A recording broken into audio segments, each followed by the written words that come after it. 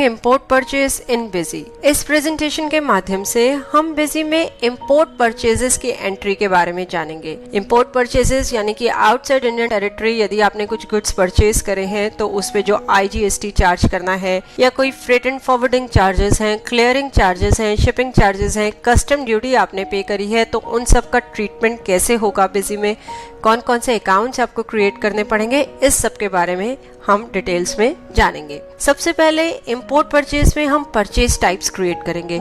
Import purchase आपकी exempt भी हो सकती है या टैक्सेबल हो सकती है। तो सबसे पहले हम टैक्सेबल परचेज के लिए एक परचेज टाइप क्रिएट करेंगे। यहाँ पे हम administration masters purchase type add option में गए और हमने परचेज टाइप बनाई IGST import taxable.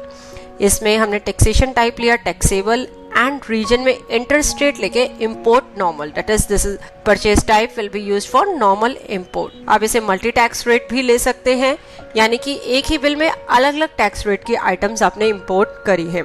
Save button press करेंगे इस परचेज टाइप को सेव करने के लिए। नेक्स्ट हमने इंपोर्ट एग्जम्प्ट के लिए एक परचेज टाइप बनाई, नाम दिया इंपोर्ट एग्जम्प्ट।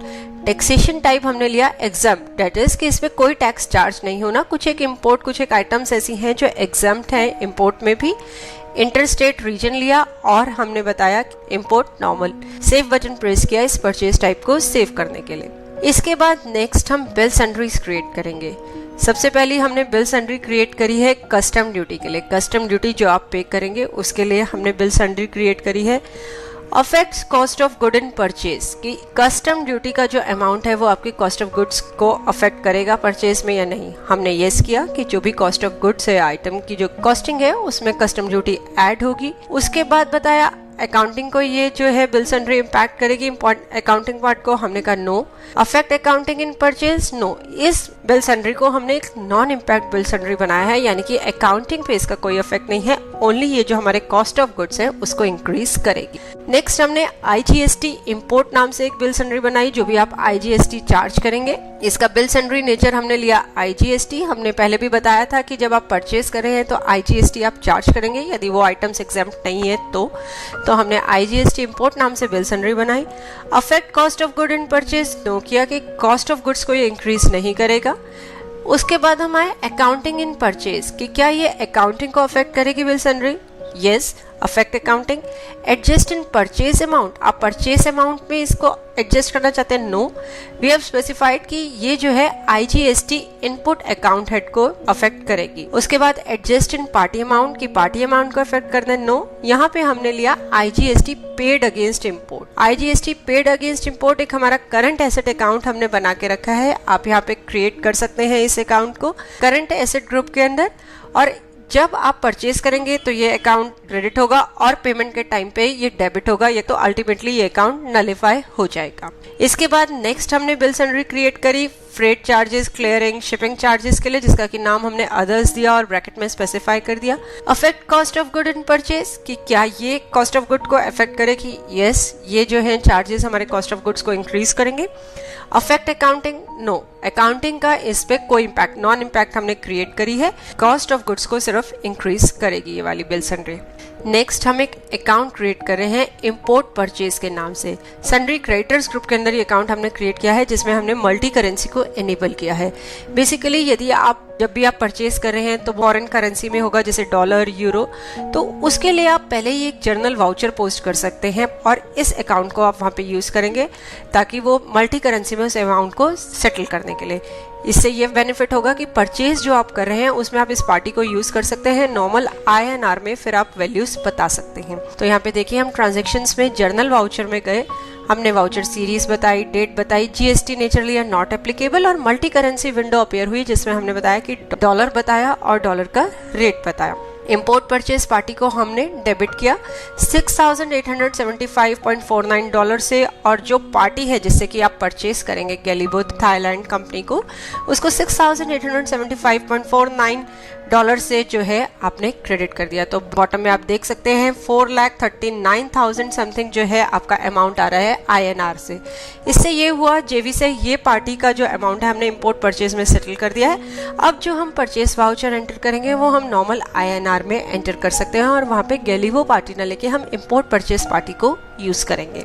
नेक्स्ट हमने एक और जर्नल वाउचर पोस्ट किया। यहाँ पे हमने GST नेचर लिया है registered expense B2B। Shipping charges हमने बताया 25,000 रुपीज, जिसपे कि IGST इनपुट है 4,500 और पार्टी ली राज इंडिया यानी कि इस पार्टी को जो कि रजिस्टर्ड पार्टी थी इसको हमने शिपिंग चार्जेस पे करे हैं और ये जो आपकी एडजस्टमेंट है ये GSTR2 में रिफ्लेक्ट होगी। देखिए वाउचर को सेव करने पर रजिस्टर्ड एक्सपेंस विंडो अपीयर हुई जिसमें हमने पार्टी ली राज इंडिया प्राइवेट लिमिटेड और taxable amount IGST percentage amount बताया और इसकी ITC एलिजिबिलिटी बताई कि इनपुट सर्विसेज यानी कि you can claim input tax credit on this particular transaction कि जितना आपने टैक्स अमाउंट पे किया है उस पर आप ITC क्लेम कर सकते हैं। नेक्स्ट हम एक और जर्नल वाउचर यहाँ पे पोस्ट कर रहे हैं। ये जर्नल वाउचर भी रजिस्टर्ड एक्सपेंस B2B है। एजेंसी सर्विस चार्जेस हैं जिसमें कि हमने CGST इनपुट हमने 540 लिया, SGST input 540। This indicates that आपकी ये लोकल पार्टी है इंडिया क्लियरिंग हाउस जिसपे कि आपने एजेंसी सर्विस चार्जेस आपने इस पार्टी को पे किया। ये बेसिकली आपके क्लियरेंस चार्जेस होते हैं कि आपने जो माल क्लियर कराया है उसके लिए, तो उस पार्टी को हमने क्रेडिट किया, एजेंसी सर्विस चार्जेस को डेबिट किया। क्योंकि ये रजिस्टर्ड पार्टी है तो यहाँ पे भी आप ITC क्लेम कर सकते हैं। अगेन ये एडजस्टमेंट जो है GSTR2 में रिफ्लेक्ट होगी। इसके बाद नेक्स्ट हम एक और जर्नल वाउचर पोस्ट कर रहे हैं। ये वाउचर हमारा है RCM अनरजिस्टर्ड एक्सपेंस। इस वाउचर के अंदर हमने फ्रेट एंड फॉरवर्डिंग चार्जेस लिए हैं 5,000 रुपीज़ और राज ट्रांसपोर्ट कंपनी को क्रेडिट किया है 5,000 रुपीज़ से, यानी कि freight and forward local charges जो थे वो आपने यहाँ पे लेवाए किए हैं, उसके लिए जर्नल वाउचर एंटर किया है जो कि RCM के अंडर आएगा। इसके बाद हम परचेज वाउचर एंटर करेंगे जो भी टैक्सेबल गुड्स हमने इम्पोर्ट किए हैं उसके लिए।